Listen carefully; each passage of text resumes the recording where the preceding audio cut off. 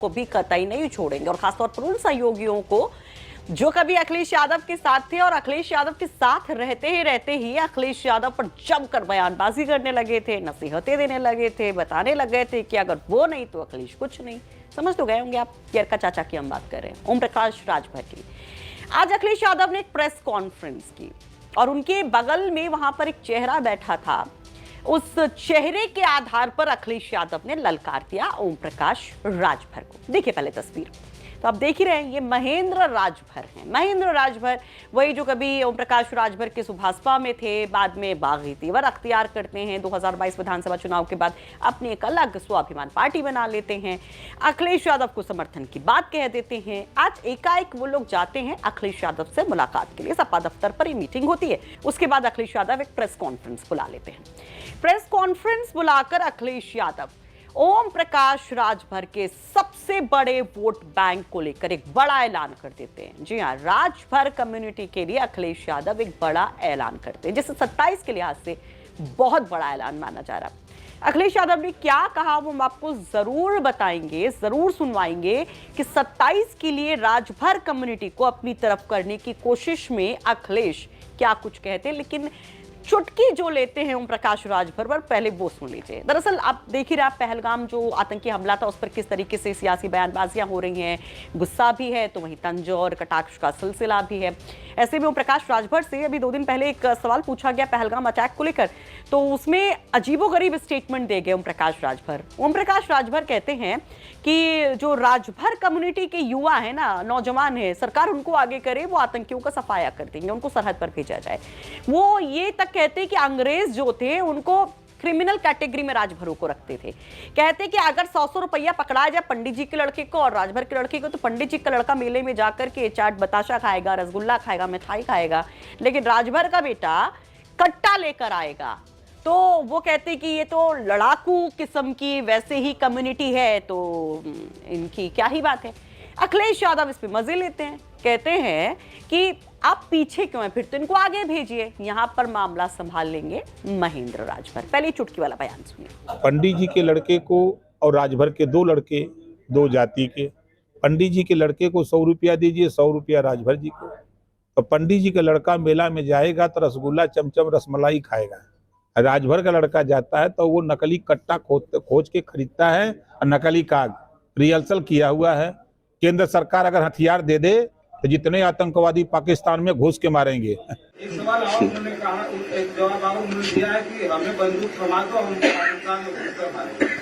तो ऐसा पीछे क्यों बैठे हो,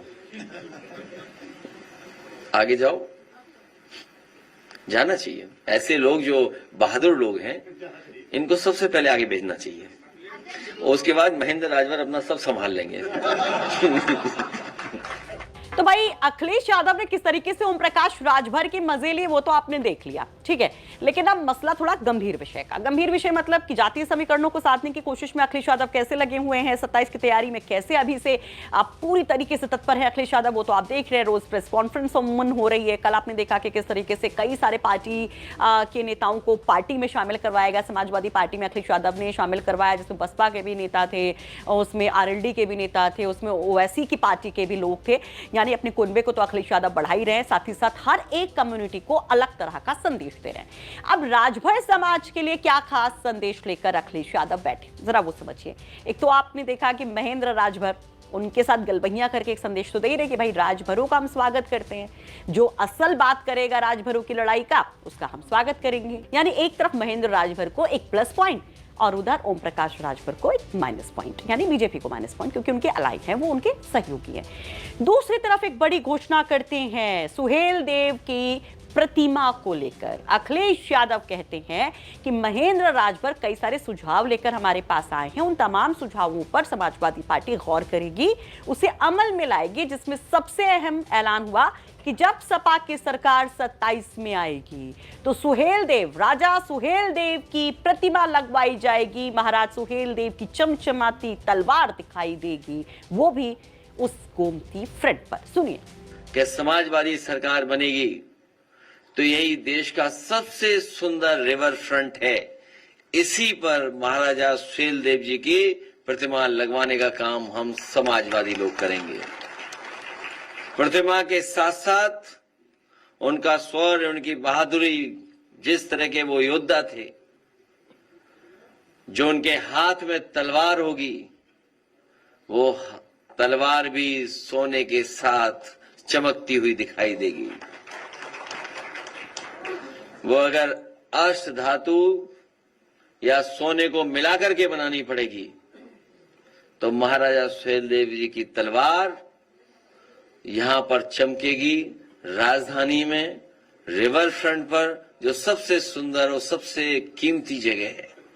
साथ ही में जो उन्होंने और सुझाव दिए, हम उनके सभी सुझावों पर अमल करेंगे और उनको साथ लेकर के हम लोग आगे बढ़ेंगे। जिस तरीके से इनके समाज ने और इनके साथ साथ पीडीए समाज ने हमें लोकसभा में और पिछले विधानसभा में जो सहयोग और समर्थन दिया था, हमें उम्मीद है कि आने वाले समय में जब 2027 में हम लोग चुनाव लड़ने जा रहे हैं, इनके समाज का पूरा समर्थन हम समाजवादियों के साथ होगा। अब सवाल ये है कि सुहेलदेव के नाम पर जो पॉलिटिक्स करने की कोशिश अखिलेश यादव कर रहे हैं, क्या उसमें कामयाब होंगे? क्योंकि आपने देखा कि किस तरह से वो कहते हैं कि 2024 में राजभर समाज ने हमारा साथ दिया। इनफैक्ट वो 22 का भी जिक्र करते हैं कि राजभर समाज ने हमारा साथ दिया। वो ओम प्रकाश राजभर से अलग राजभर समाज के वोटर को बताते हैं कि वो उनके साथ खड़ा है। 24 में तो स्थिति आपने देखी, ओम प्रकाश राजभर के बेटे तक चुनाव हार जाते हैं।